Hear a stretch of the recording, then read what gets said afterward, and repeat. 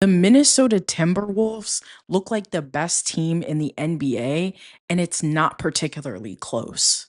With the way they just closed out and absolutely sucked the life out of the Los Angeles Lakers in the second half of that basketball game, in particular in the fourth quarter, where they limited LeBron James for most of it to 0 points. They are showing one hell of a defensive masterclass, as well as leveraging guys like Naz Reid, who were elite on not just only the offensive side of the ball, but the defensive side, switching at the right times, moving his feet for a guy that size, shutting off passing lanes, and doubling Luka. This team looks absolutely unstoppable, and they are so versatile that they reacted so well to really whatever LA threw at them for the first three quarters. And then it was Anthony Edwards and role player time.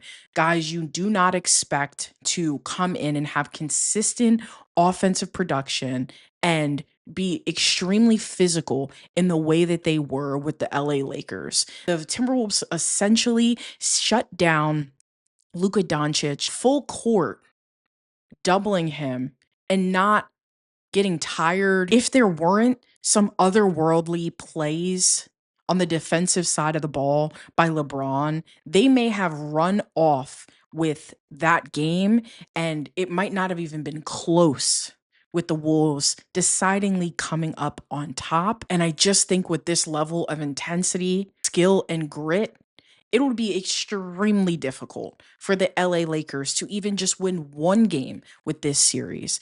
I have to majorly question what JJ Redick was doing by playing his starters almost the entirety of the third and fourth quarter, because I understand the idea that there is certain things that are a must-win game, and in this case, if you go down 3-1, which they ultimately did, you have like less than a 10% chance of winning the series overall. So I understand JJ's urgency in that way, but I'm not sure he thought of what would happen if they played their guys, not even with a minute rest.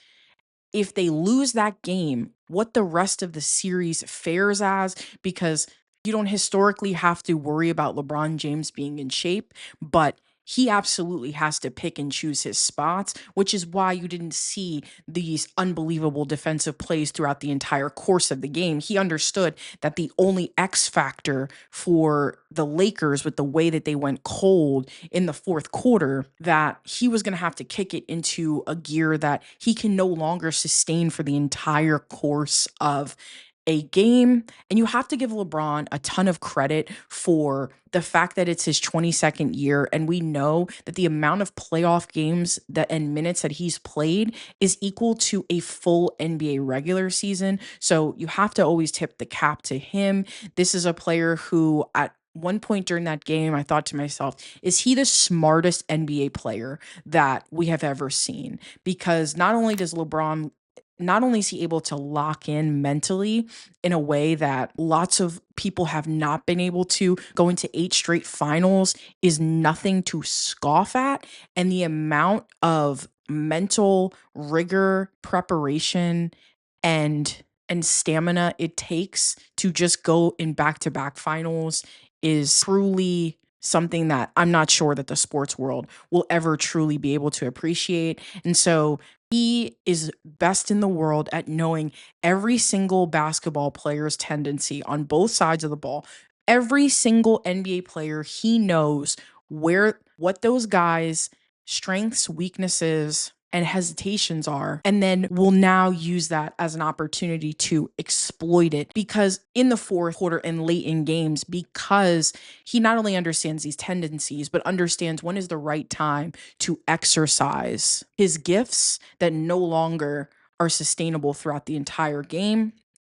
I think overall, you saw quite a bit of confidence from some of these more role player guys, and thinking of Dorian Finney-Smith, big shot throughout late in the game that kind of kept the Lakers into it. But you do, At times, you see the benefits of having a small lineup, but to get almost no offensive production or rebounding support from the five is an issue that the Lakers will have to deal with. If they are somehow able to pull this series out, it is going to take way too much for the Lakers to overcome this Timberwolves team. And I think with the performance that the Wolves are putting on right now, the rest of the NBA needs to be put on notice.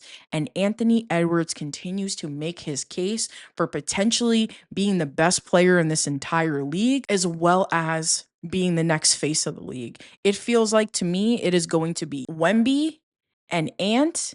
And if Ant keeps showing up and showing the world what he can do in May and June, it is going to be undeniably his throne once Steph and LeBron are out. And I just at right now do not see with the level of defensive game plan that the Wolves have come out and essentially just kept the foot on the gas and did not waver even in times of adversity where it looked like LA was not going to miss from the three in the third quarter.